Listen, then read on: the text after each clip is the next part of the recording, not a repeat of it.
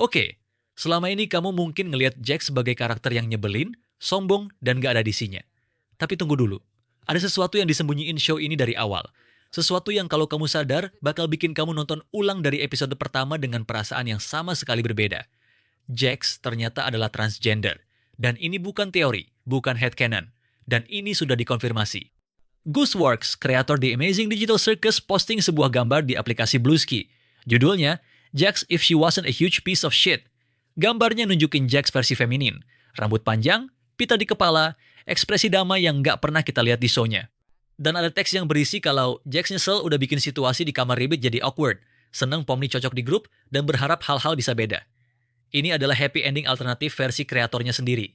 Jax yang akhirnya jadi dirinya sendiri. Terus Amanda Hofford, pengisi suara Ragatha, nge-repost gambar itu, dan dia nulis, ini bukan subtext lagi. Ini sudah bagian dari ceritanya. Kamu boleh nggak suka, tapi kamu nggak bisa menghapusnya. Diakhiri emoji bendera transgender. Jadi jangan bilang lagi ini teori liar berlebihan. 2 orang dari tim produksi udah ngomong langsung dan dipastikan valid. Tapi yang bikin ini menarik bukan konfirmasinya. Yang menarik adalah petunjuknya udah ada dari awal. Dan kita hampir semua kelewatan. Ternyata kamar Jax itu feminin. Detail kecil yang gak nyambung sama persona macho yang dia jaga mati-matian di depan orang lain. Dan kalau kamu zoom lagi, ada detail rahasia yang gak banyak orang melihatnya. Di kamar Jax, ada sebuah meja dan 3 kursi. Ini menunjukkan Jax masih mengingat Kaufmo dan Ribbit saat sedang minum kopi dulu saat masih hidup. Terus ada adegan kostum maid. Waktu Jax dipaksa pakai itu, dia langsung marah, malu, panik. Dulu kita bacanya sebagai dia gak mau kelihatan lemah. Tapi sekarang coba baca ulang. Dia gak marah karena jadi bahan lelucon. Dia marah karena dipaksa kelihatan feminin di depan orang lain. Beda banget artinya, karena bukan berarti dia nggak mau feminin, dia belum siap dilihat. Sekarang bandingkan sama episode 9. Di dalam Mindscape-nya sendiri, ada versi Jax yang pakai kostum maid itu. Sendirian, tanpa yang maksa, dan dia nyaman.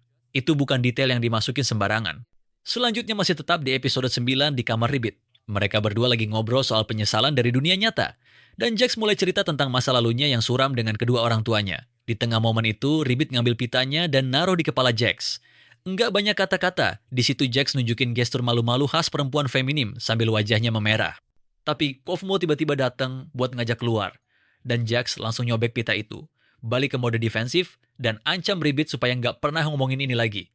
Dia menghancurkan satu-satunya orang yang beneran ngerti dia, karena terlalu takut untuk dilihat. Petunjuk selanjutnya ada di lagu Isn't She Lovely dari Stevie Wonder. Ditulis untuk merayakan kelahiran putrinya tentang keajaiban seorang bayi perempuan lahir ke dunia. Dan lagu ini yang dipakai di momen perpisahan Jax. Nggak ada sutradara animasi yang milih lagu sepenting itu secara asal. Ini seperti menunjukkan siapa Jax sebenarnya. Identitas yang selama ini dia kubur dalam-dalam, akhirnya diakui di momen paling tragis dalam hidupnya. Tragedi Jax bukan cuma soal terjebak di sirkus digital. Tragedinya adalah dia terlalu lama takut jadi dirinya sendiri. Dan ketakutan itu, pada akhirnya jauh lebih menghancurkan dari manapun. Kalau kamu punya bacaan yang beda soal Jax, drop di komentar. Gue penasaran. Dan kalau video ini ngebuka perspektif baru buat kamu, tinggalin like. Sampai ketemu di video berikutnya.